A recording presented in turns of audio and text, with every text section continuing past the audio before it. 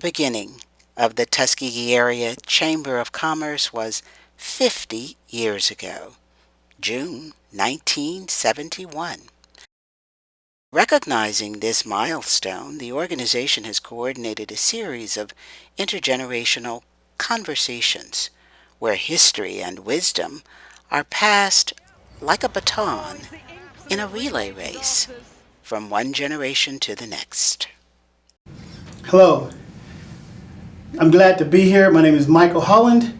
Born and raised here in Tuskegee. I'm so excited to be here today to discuss and have a conversation with my father, who's deeply rooted in Tuskegee, born and raised here as well, and a pillar of the community in terms of business and his involvement in the chamber.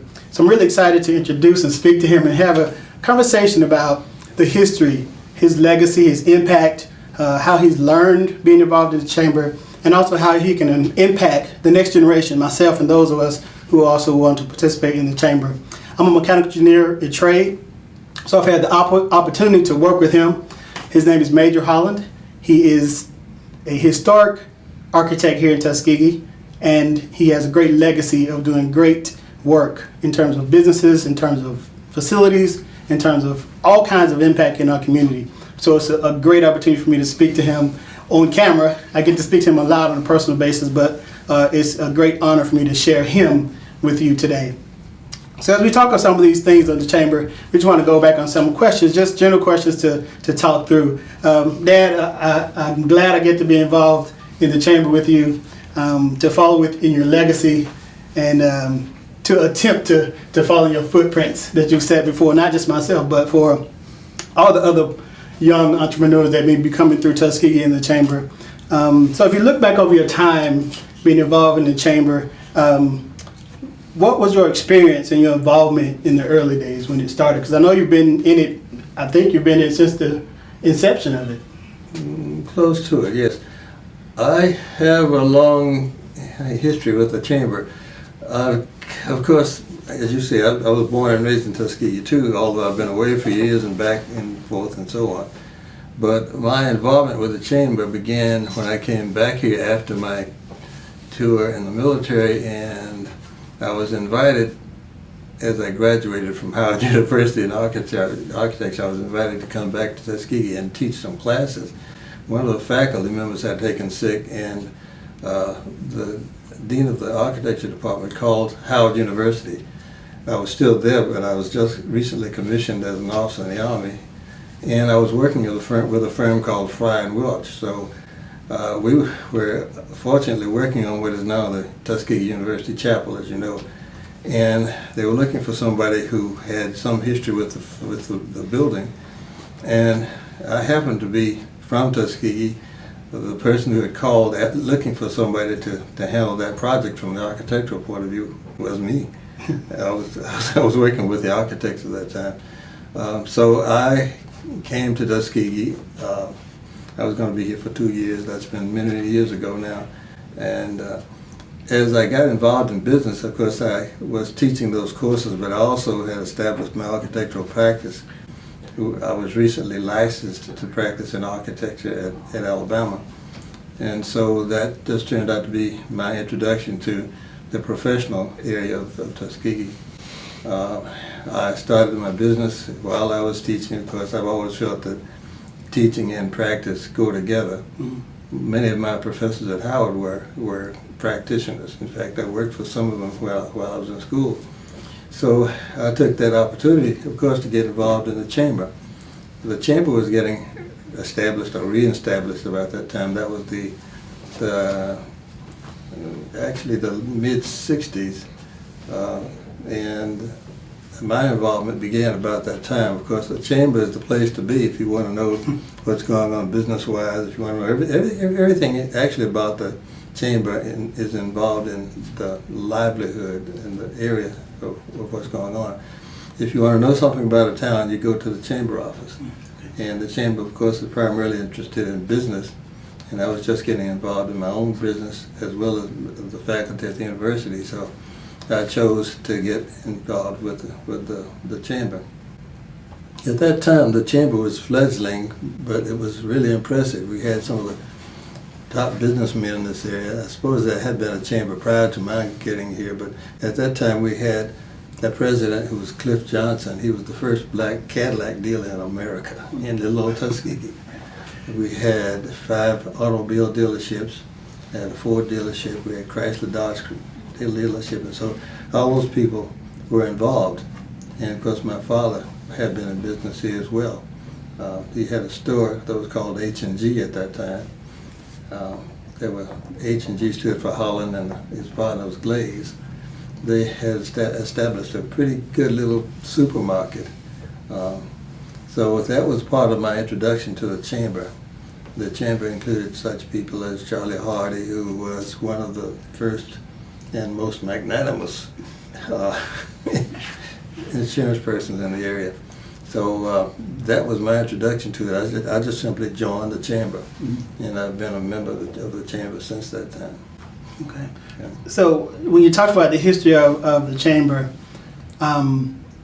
as a whole, us being the community that we are, being historically black community, what challenges have you seen in terms of the chamber and its impact, and even the unity of the businesses that were involved in the chamber? What are some of the challenges that you see that have happened, not only historically, because then it may have been maybe a little easier because there were businesses here, but through the evolution of it, what have you seen as some of the challenges that we've had, not only as a chamber, but as the businesses that are either thriving or not so thriving in Tuskegee? What are some of the challenges that keep us either doing well, or some of them may make us struggle a little bit? Well, I've always been optimistic about the chamber and everything else, I hope. But I've seen things come and go in Tuskegee. We, of course, in the mid-'60s were struggling with segregation, and I came up through a segregated school system.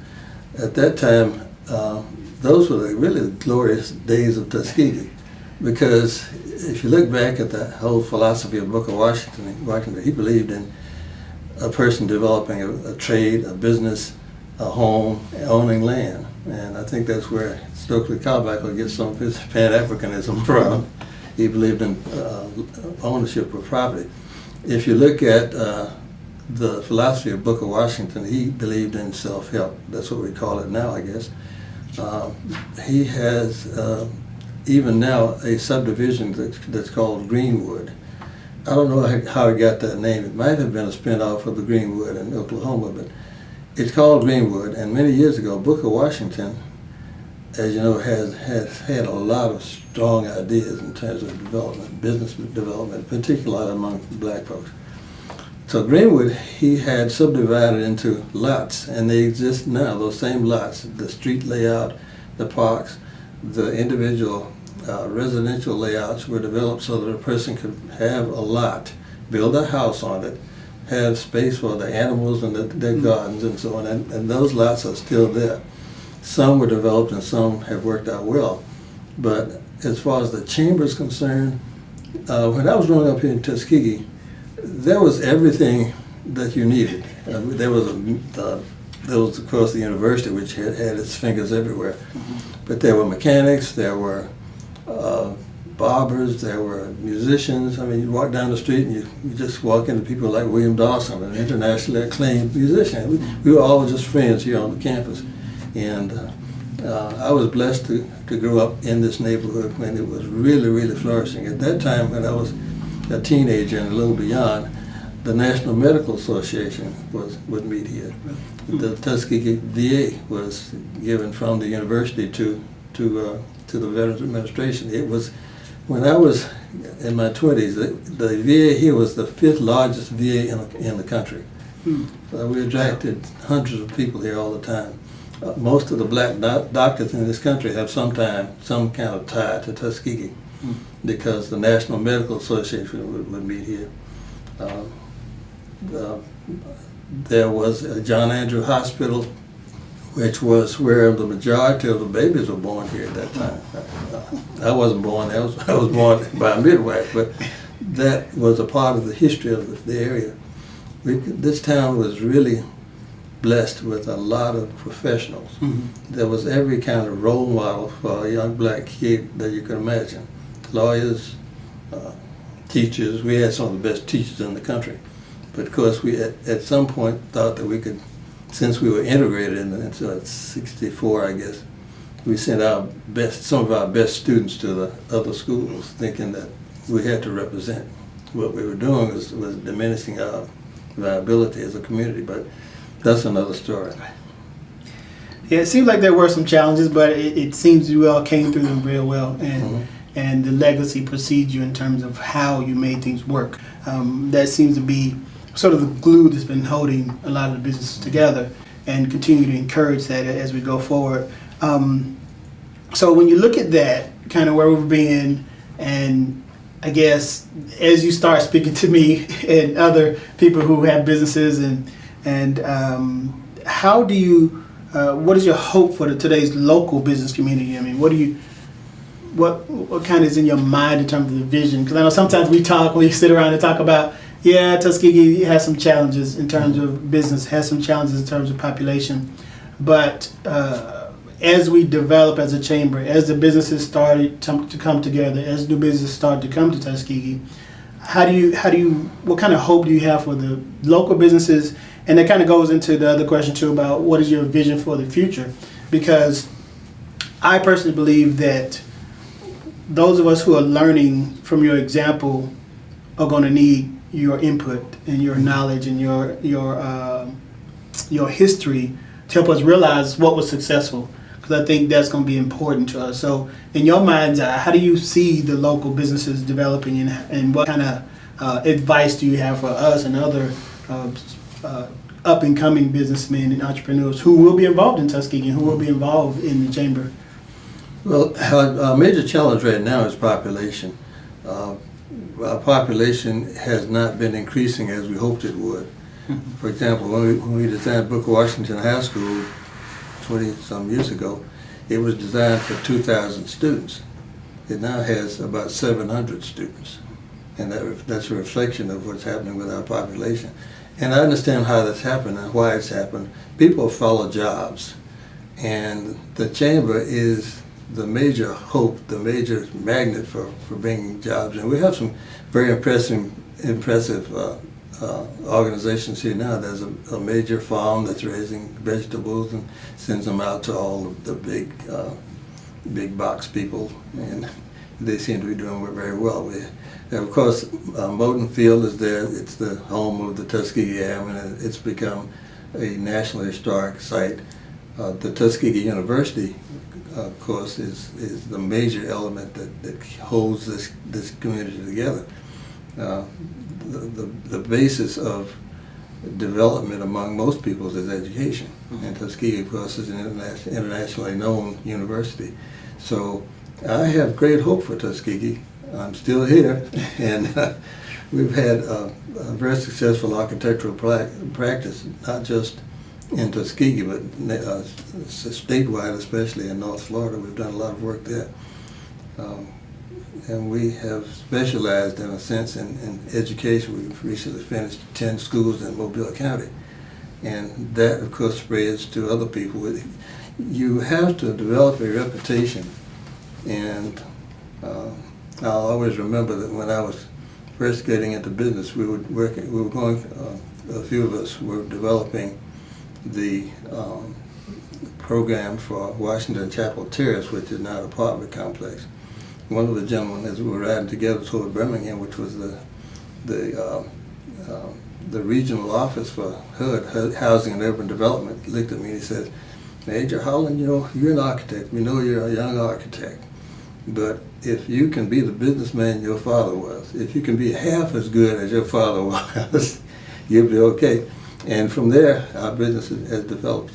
But I say that to say that reputation, and Tuskegee has a great reputation for good businesses, good professionals, and people that have spread all over the world. Most places know about Tuskegee, and our charge is to spread the word so that people know that we're still here and we're looking forward to some good things. I think you said some powerful words there in terms of reputation. And I think we as a chamber and we as businesses in Tuskegee need to continue to represent Tuskegee with a good reputation.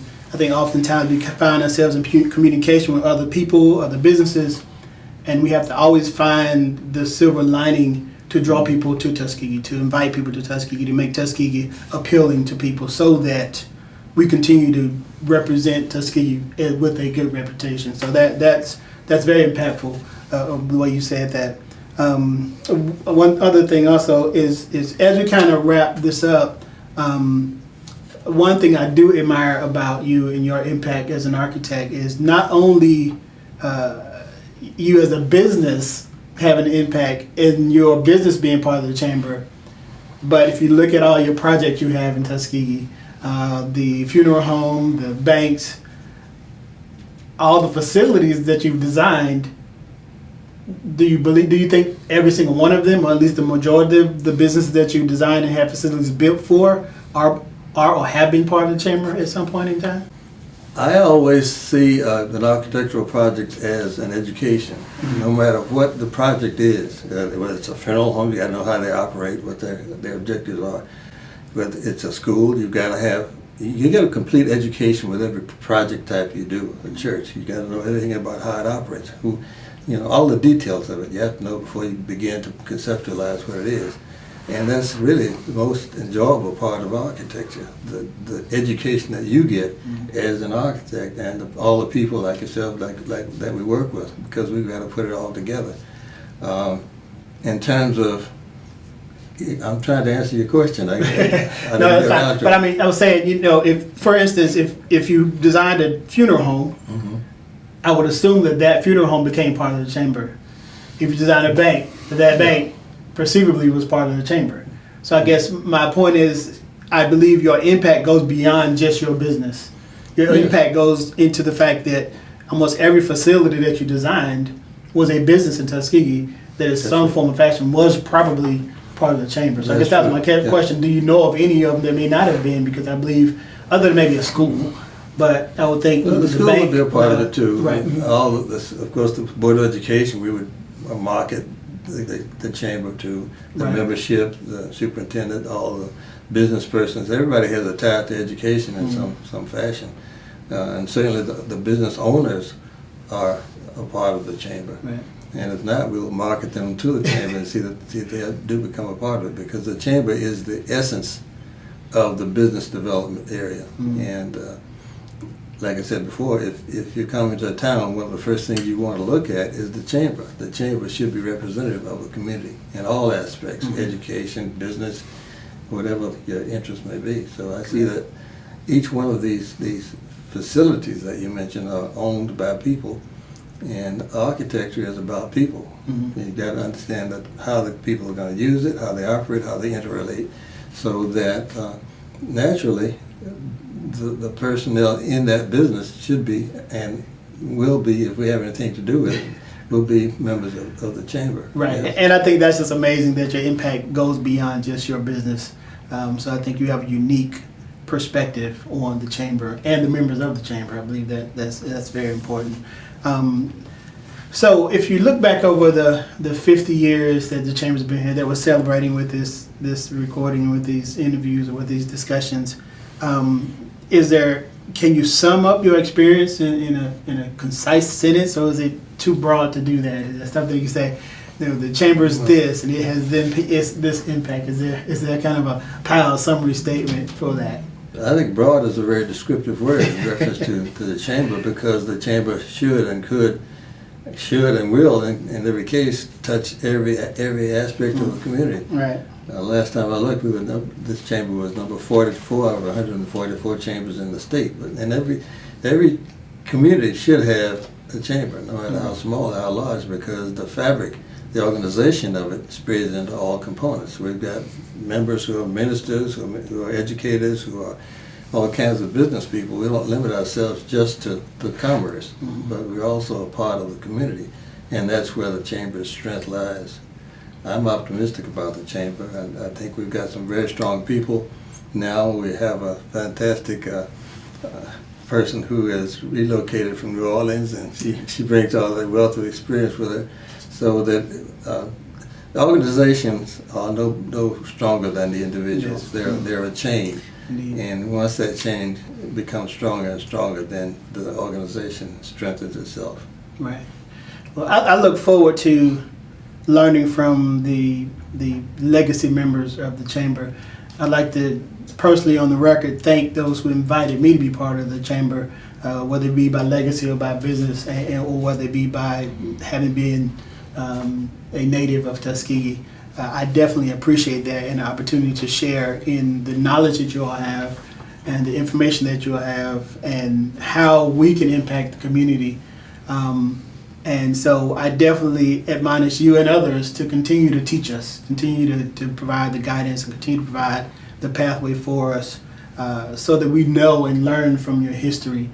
Because Tuskegee is a rich legacy place. And I think if we continue to grow and build on that, and if the chamber continues to reach out into community and pluck all the fruits of the community and do it the way they have so far, I think Tuskegee will continue to be a great community and even a greater community as we continue to grow and as the chamber continues to prosper. So with that note, Dad, thank you for your time. Thank you for just this chat we have. I know we could go on and on and on, talk more history, talk more chamber, talk more Tuskegee, but this definitely gives a tip of the iceberg of the history and the legacy that you laid the foundation for us. So thank you very much. History is very good. Tuskegee has a very, very strong history. You can go to Paris, walk down the street and yell Tuskegee. Somebody will say, "Where, Tuskegee?" Yes. I have personally walked down the street in Tokyo, looked across the street, and there was a high school friend of mine who called my name, Tuskegee. This happened to me in Japan. Wow. And I was very impressed with that. As I say in some of my memoirs, Tuskegee is a tiny town with a very broad reputation, and we hope that continues. We have some challenges. Every city, every town has challenges, but it's how you react and how you resolve those challenges that's important. Right now, we have certain areas that we've recently begun to maximize. For example, the history itself. At Tuskegee Airmen has been a blessing for us because it really has spread Tuskegee's name far and wide. There's another Tuskegee that's been used by some people, naysayers, about the Tuskegee study, but that also has been turned into a positive. Like they say, you get lemons, you get lemonade out of it. So yes. I think the chamber is going to continue to maximize on the possibility aspects of its history, of its attraction to many people who retire, who once lived here, they come back, build new houses, and they settle in. So that's another one of our pluses that we need to build on. It's been a pleasure talking with you, Michael. We're going to keep the chat going. Yes, we will. Thank you.